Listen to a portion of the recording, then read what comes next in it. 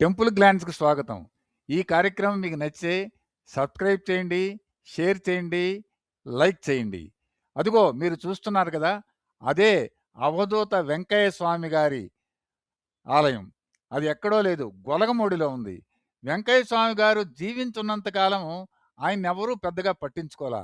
ఆయన మహిమలు ఆయన చనిపోయిన తర్వాతనే ఎక్కువ మందికి తెలిసి, ఆ దేవాలయం దినదిన అభివృద్ధి చెంది ఇప్పుడు ఎంతో నిత్యం వేలాది మంది భక్తులు వచ్చి దర్శనం చేసుకోవడమే కాకుండా ప్రతినిత్యం అన్నదానం ఉంటుంది. అక్కడ గొప్ప విశేషం అంటే ప్రతినిత్యం పొద్దున, రాత్రి కూడా అన్నదానం ఉంటుంది.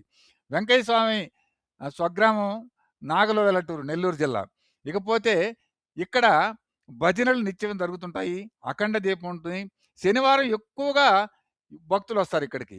ఇక్కడేందంటే ఈ వెంకయ్య స్వామి ట్రస్ట్ తరఫున హై స్కూలు నిర్వర్తించబడుతుంది. అంటే ఫీజులు లేదు, హాస్టలు అన్నీ ఉచితం అన్నమాట. అలాగే హాస్పిటల్ గూడా ఉంది. ఈ హాస్పిటల్‌లో గూడా వచ్చి ఉచితంగా వైద్యం చేయించుకునేవాళ్ళు చాలా మందుంటారు. ఆయన అనేవాడు బ్రతికున్నప్పుడు, "బ్రేవుమని త్రేపేవారికి కాదయ్యా, ఆకలై కొంగు పట్టేవారికి అన్నం పెట్టండయ్యా" అన్నాడు. ఆ మాట ఎప్పుడన్నాడో ఏమో కానీ, అదే విధంగా ఎక్కడికి వచ్చిన భక్తులకి ప్రతి ఒక్కళ్ళకి అన్నదానం ఉచితంగా 2 పూట్ల జరుగుతుంది. ఇక్కడేందంటే, ఇంకా ఈ గొలగమూడి వెంకయ్య స్వామి మీద మనం విశ్వాసంతో వచ్చి ఒక్కరోజైనా అక్కడ నిద్ర చేస్తే వారికున్న మానసిక సమస్యలు, కష్టాలు అన్నీ తొలగిపోతాయని భక్తుల నమ్మకం. అదిగో చూడండి, నిత్యం అలా వెంకయ్య స్వామి భజన జరుగుతుంటుంది. అక్కడ ఎంతోమంది భక్తులొచ్చి దర్శించుకుంటారు.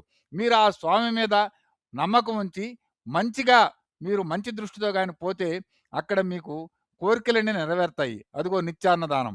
అలా మీకేందంటే వెంకయ్య స్వామి మీద నమ్మకంతో మీరక్కడికి పోయారనుకోండి, మీ కోరికలనేవి తప్పనిసరిగా నిర్వర్తిస్తాయి. మీరు నెల్లూరు వైపు వెళ్ళినప్పుడు ఆ వెంకయ్య స్వామి గుడికెళ్ళండి. అక్కడ స్వామిని దర్శించుకోండి.